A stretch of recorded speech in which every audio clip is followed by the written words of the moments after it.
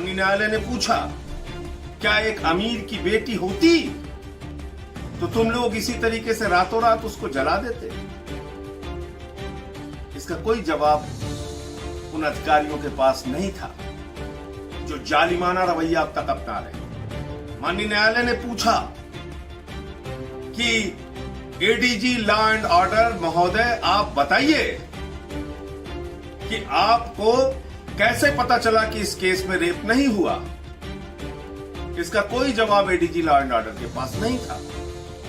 योगी जी, अगर आप कह रहे थे कि दंगे हो सकते हैं और कोई वेबसाइट बनी है और तमाम नक्सलवादी घटनाएं हो सकती हैं और कोई नक्सली भाभी वहां पहुंच गई है, जब ये सब आप लोग बोलते हैं, आपको कुछ पता होता है? आप किसी के बारे में कुछ भी बोल देते हैं। कोई एक प्रमाण आप माननीय उच्च न्यायालय के सामने रख पाया?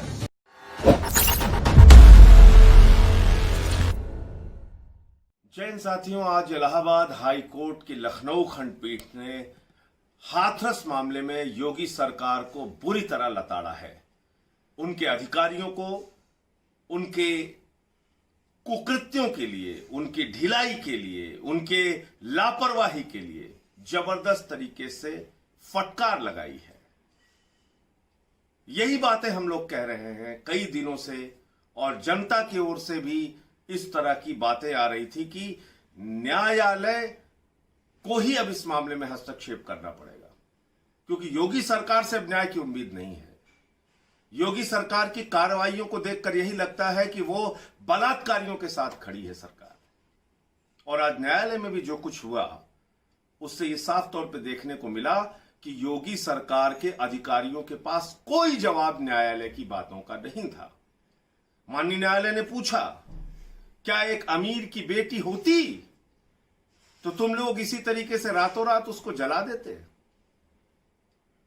इसका कोई जवाब उन अधिकारियों के पास नहीं था जो जालिमाना रवैया अब तक अपना रहे थे, जो लोगों पे लाठियां चला रहे थे।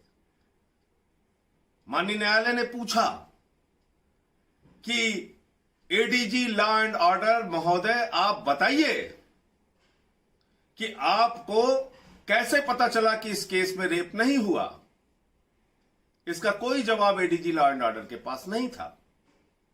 इससे यह साबित होता है कि योगी जी और उनकी पूरी की पूरी सरकार उन बलात्कारियों को बचाने में लगी हुई है। एक झूठ प्रचारित करने की कोशिश की गई थी बीच में, आपको याद होगा, कि विपक्ष दंगा भड़काना चाहता है, कोई वेबसाइट बनी हुई है, नफरत फैलाना चाहते हैं लोग, जाति और धार्मिक हिंसा कराना चाहते हैं, पता नहीं क्या क्या मनगढ़ंत बातें कही गई थी। लेकिन आज माननीय उच्च न्यायालय के सामने योगी जी और उनकी सरकार ने एक शब्द इस बारे में नहीं बोला। बात स्पष्ट हो गई, साफ हो गया। इसका मतलब ये लोग अफवाह फैला रहे थे, ये लोग झूठ बोल रहे थे, ये लोग मामले को भटकाना चाह रहे थे और बलात्कारियों का साथ दे रहे थे। इसलिए इन्होंने एक नई थ्योरी पेश की थी मीडिया के माध्यम से और अपने कुछ अधिकारियों के माध्यम से कि दंगे हो सकते हैं, जाति हिंसा हो सकती है, और खुद योगी जी ने बयान दिया। योगी जी, अगर आप कह रहे थे कि दंगे हो सकते हैं और कोई वेबसाइट बनी है और तमाम नक्सलवादी घटनाएं हो सकती हैं और कोई नक्सली भाभी वहां पहुंच गई है, जब ये सब आप लोग बोलते हैं, आपको कुछ पता होता है? आप किसी के बारे में कुछ भी बोल देते हैं। कोई एक प्रमाण आप माननीय उच्च न्यायालय के सामने रख पाए आज? क्यों छुपाया न्यायालय से? अगर आपकी बात में सच्चाई है, इसका मतलब आप लोग झूठे हैं और ये दंगे और जातीय हिंसा की बात सिर्फ आप कर रहे हैं उन बलात्कारियों को बचाने के लिए और मामले को अलग दिशा देने के लिए, भटकाने के लिए। मैं फिर से एक बार हर एक इंसान से, जिसके दिल में इंसानियत है, मानवता है, न्याय के लिए आस्था है, कृपा करके हाथरस की गुड़िया के लिए आवाज उठाइए। वरना ये जुल्मी सरकार, ये योगी की सरकार और उसके ये भ्रष्ट अधिकारी, ये इस गुड़िया को और उसके परिवार को न्याय नहीं लेने देंगे। ऐसा सुनने में आया है कि परिवार ने सुरक्षा की बात कही है, परिवार ने इस केस को दूसरे राज्य में चलाने की बात कही है, परिवार ने इसमें मनगढ़ंत कहानियां न बनाई जाएं इसकी बात कही है, और किस तरीके से उनको समय समय पे धमकाया गया प्रशासन के द्वारा, इसका भी माननीय न्यायालय के सामने उन्होंने बयान किया है। तो इसलिए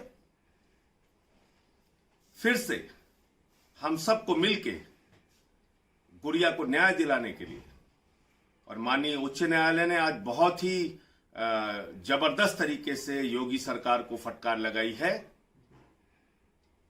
ये इस बात को दर्शाता है कि न्यायालय भी योगी सरकार की असलियत को समझ रहा है, योगी सरकार के अफसरों की मंशा को समझ रहा है, और योगी सरकार उन बलात्कारियों के पक्ष में खड़ी है, उनको बचाना चाहती है, इस बात को समझ रहा है। और लाश को किस तरीके से आनन फानन में पेट्रोल छिड़क के जला दिया गया, सबूत मिटाने का प्रयास किया गया, इस बात को भी समझ रहा है। और रेप नहीं हुआ ये कहना बगैर जांच पूरी हुई, इस पे भी माननीय उच्च न्यायालय ने उनकी मंशा पर बड़ा सवाल खड़ा किया है।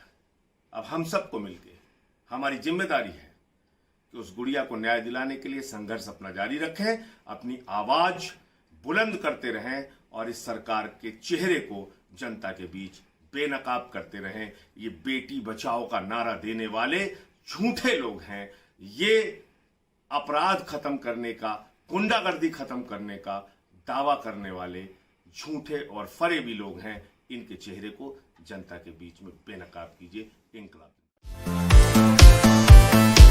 अगर आपको हमारे वीडियोस पसंद आए तो प्लीज लाइक करें, सब्सक्राइब करें और शेयर करें।